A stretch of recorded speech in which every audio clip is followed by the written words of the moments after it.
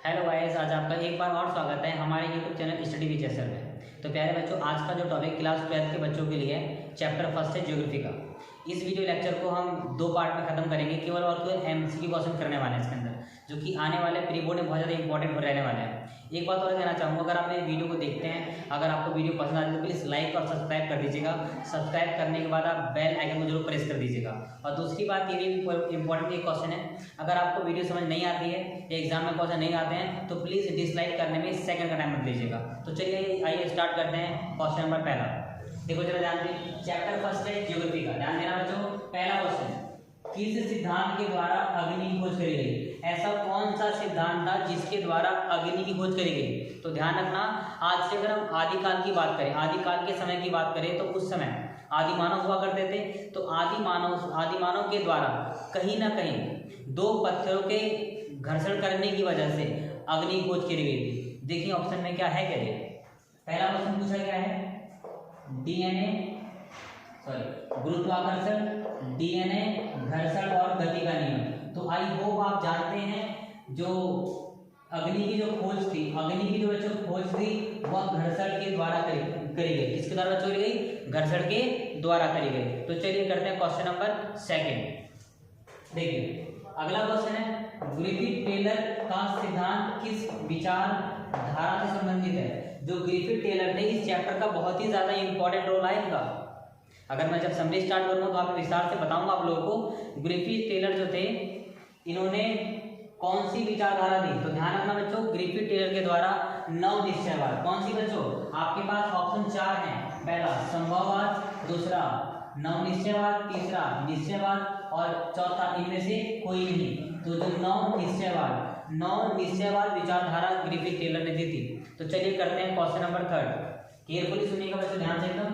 अगला जो प्रश्न है बच्चे, रुको और जाओ निश्चयवाद। रुको और जाओ निश्चयवाद के नाम से किस विचारधारा को जाना जाता है? मतलब रुको और जाओ, है ना, रुको और जाओ निश्चयवाद के नाम से किस विचारधारा को जाना जाता है? तो ध्यान रखना बच्चों, इसका भी आंसर नव निश्चयवाद ही है। आपने शायद अगर बुक की समरी को अगर अच्छे से पढ़ा तो आप ये जानते होंगे कि रुको और जाओ नव निश्चयवाद विचारधारा को कहा गया। अगला क्वेश्चन देखिए, ये सबसे ज्यादा इंपॉर्टेंट है। एक बात मेरी ध्यान रखना बेटे, जितने वीडियो कराऊंगा एमसीक्यू क्वेश्चन तो वहाँ होंगे ही होंगे, इसमें कोई भी डाउट नहीं है। और इसी वीडियो लेक्चर में सबसे ज्यादा इंपॉर्टेंट क्वेश्चन को मैं हाईलाइट करता चलूंगा। तो ध्यान रखना कौन कौन से इंपॉर्टेंट है, ये बोले सुनना बच्चे। पहला, दूसरा और चौथा, पहला, दूसरा और चौथा क्वेश्चन केयरफुली सुनना।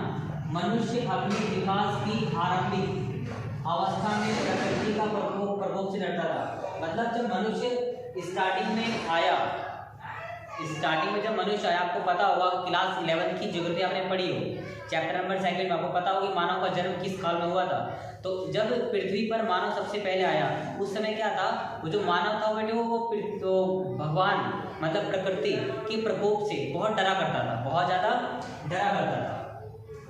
और प्रकृति की सुनता भी था। अगर कोई इंसान अगर भगवान से डर रहा है तो जाहिर सी बात है उस प्रकृति को सुनेगा भी ना, और उसकी पूजा भी करा करता था। भगवान से डरते भी थे उनके प्रकोप से, जब डरेंगे तो पूजा भी करते थे, तो वो पूजा भी करता था। ये सारी की सारी बातें किस विचारधारा से संबंधित है? किस विचारधारा में ये बात बताई गई थी कि जो मानव है वो प्रकृति से डरता था? ध्यान रखना, ये बात क्लास 11 में पढ़ी आप लोगों ने, ध्यान नहीं होगा, बात अलग है, ध्यान रखना। तो इसका जो बच्चे जो आंसर 4 ऑप्शन दिए हैं, ध्यान रखना। पहला संभववाद, दूसरा नव निश्चयवाद, तीसरा निश्चयवाद, चौथा इनमें से कोई नहीं। तो इसका आंसर बच्चे लॉक कर दो निश्चयवाद। मैं आपको समझाता हूँ निश्चयवाद क्या होता है। यहाँ पर मतलब ये है कि अगर आदिकाल के समय की अगर मैं बात करूँ, अगर मैं आदिकाल के समय की बात करूँ तो आदि मानव सर्वप्रथम आए थे। मानव से पहले आदि मानव थे ना बच्चों। तो वहाँ पर क्या था, वहाँ पर एक कंडीशन थी आपके सामने। वहाँ पर कंडीशन ये थी कि अगर मान लो बरसात होती थी, अगर बरसात होती थी वहाँ पर तो क्या हुआ करता था, जो जितने भी आदि मानव थे, जो जानवर थे, वह जानते थे कि बरसात में हमें भीगना है तो बरसात में भीगना ही है। कोई समाधान नहीं था, क्योंकि हमारे पास तब टेक्नोलॉजी नहीं थी।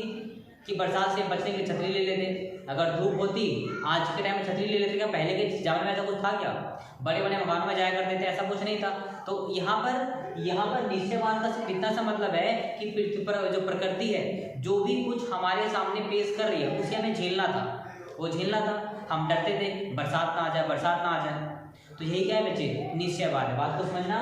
तो आप शॉर्टकट में कहूँ तो मानव जो था ना, एक सवाल ऐसे ही पूछ सकता है, मानव प्रकृति का दास है, मानव प्रकृति का दास है, यह विचारधारा किसने दी थी? तो यही विचारधारा है ना, किसने दी पूछ सकता है। और ये पूछ सकता है यह विचारधारा किसके अंतर्गत आती है? तो निश्चयवाद के अंतर्गत आती है। बात को ध्यान रखना। चलिए बढ़ते हैं अगले क्वेश्चन को। देखो यहाँ पर क्या कह रहा है भाई, कौन सा तत्व भौतिक, कौन सा तत्व, दो बार लिख दिया मैंने, सॉरी, कौन सा तत्व भौतिक वातावरण का अंग नहीं है? इसका आंसर देने से पहले बच्चों ये तो पता होना चाहिए ना, हमें ये पता होना चाहिए कि एक्चुअली भौतिक क्या होता है। बच्चों भौतिक का मतलब आप समझ लो प्राकृतिक, मैं बता रहा हूँ अपनी लैंग्वेज में। भौतिक का मतलब क्या होता है बच्चों? प्राकृतिक, ठीक है ना। तो इनमें से ऐसा कौन सा शब्द है चार ऑप्शन में से जो प्रकृति का अंग नहीं है, भौतिक वातावरण का अंग नहीं है? ऑप्शन ए बता रहा है, ऑप्शन ए जलवायु, ऑप्शन बी धरातल, ऑप्शन सी कृषि और ऑप्शन डी जल। आप जानते हो जलवायु, जलवायु के अंदर किस चीज को, वायु को, मौसम को, इत्यादि को, नमी वगैरह को शामिल किया जाता है। अगर मैं बात करूँ धरातल को, तो जो धरातल है जहाँ पर हम लोग रहते हैं, ये किसने दी? मानव थोड़ी ना बनाई, हमने तो प्लास्टर कर दिया, रोड बना दिया, सड़कें बना दी, ये हमने बनाई है। लेकिन जिस पर बनाई है, अरे वो धरातल जो भगवान ने दी है ना, मतलब प्रकृति ने दी है, यही भौतिक हो गया।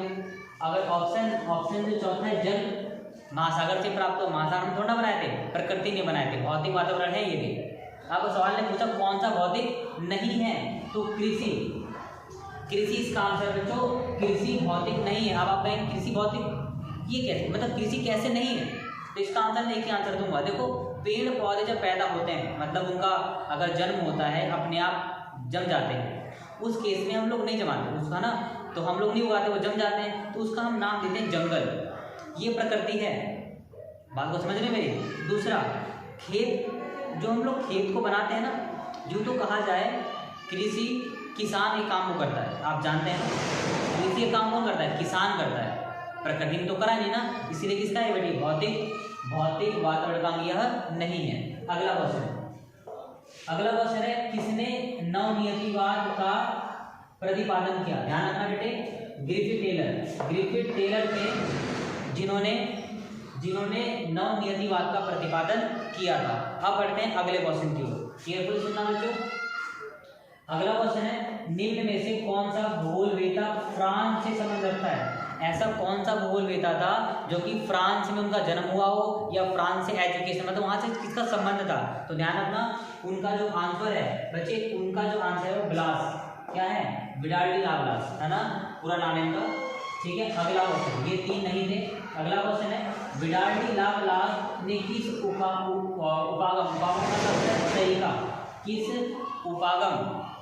का समर्थन दिया? विडाल्डी लाप्लास ने किस उपागम का समर्थन दिया? ध्यान रखना बेटे, संभववाद, किसका? संभववाद का समर्थन दिया था। निश्चयवाद इसका आंसर नहीं है, मानववाद इसका आंसर नहीं है, कल्याणवाद इसका आंसर नहीं है, तो इसका आंसर है संभावनावाद। इसी को आप संभववाद भी कह सकते हो। तो चलिए बढ़ते हैं आप अगले क्वेश्चन की ओर, केयरफुली सुनना एकदम से। मानव प्रकृति के नियम को बेहतर ढंग से समझने के बाद ही प्रौद्योगिकी का विकास कर पाया। उदाहरण दीजिए, मतलब क्या है? जो मानव ने पहले भगवान को समझा, बात को सुनना, जब मानव पहले, उनके पास बुद्धि नहीं थी, दिमाग नहीं था, मेंटली खत्म था उसका, तो हम लोग क्या करते हैं, जो मिला वो खा लिया, जैसे मर्जी रह लिया, वो होता है बेटे निश्चयवाद। हम लोग है ना, निश्चयवाद था वो। निश्चयवाद में मानव जो था प्रकृति से डरता था ना। लेकिन यहाँ पर क्या है, टेक्नोलॉजी, और जो उसका जो विकास हुआ उसको समझने के लिए किस नियम को प्रयोग किया गया? तो देखो सबसे पहले आदि मानव के सामने क्या आया बेटे? आदि मानव का घर्षण किया हुआ, लोगों ने घर्षण किया तो आग जल गई, तो थोड़ी बुद्धि लगी। उसके बाद गति का नियम भी निकाला गया, समय के साथ डीएनए खोज करी गई। तो इसका अर्थ यह है कि नीचे के तीनों ऑप्शन, नीचे के सभी ये तीनों ऑप्शन इसका आंसर होंगे उदाहरण के तौर पर। अगला क्वेश्चन देखिए, सबसे ज्यादा इंपॉर्टेंट है, मानव भूगोल मानव भूगोल मानव समाज और धरातल के बीच संबंधों का अध्ययन है। यह कथन किसने दिया था, किसने किया था? ध्यान रखिए, इसका जो आंसर है ऑप्शन ए है रैक्सेन, ऑप्शन बी है एलन, सी सैंपल और पॉल विडाल, डी लाप्लास और डी है इनमें से कोई नहीं। बच्चों इसका जो आंसर होगा वो होगा रेडजेल। क्या होगा बच्चे आंसर इसका? रेडजेल। मैं आपसे एक बात और कहना चाहता हूँ, इस अब तो बच्चों ये वीडियो खत्म हो चुकी है, बातों को जरा मेरे सुनना केयरफुली। ये जो वीडियो है बेटे ये 2 पार्ट में, ये जो वीडियो है ये 2 पार्ट में MCQ का क्वेश्चन जो है इस चैप्टर खत्म किए जाएंगे। इस वीडियो को शुरू से लास्ट तक देखने के लिए बहुत बहुत धन्यवाद।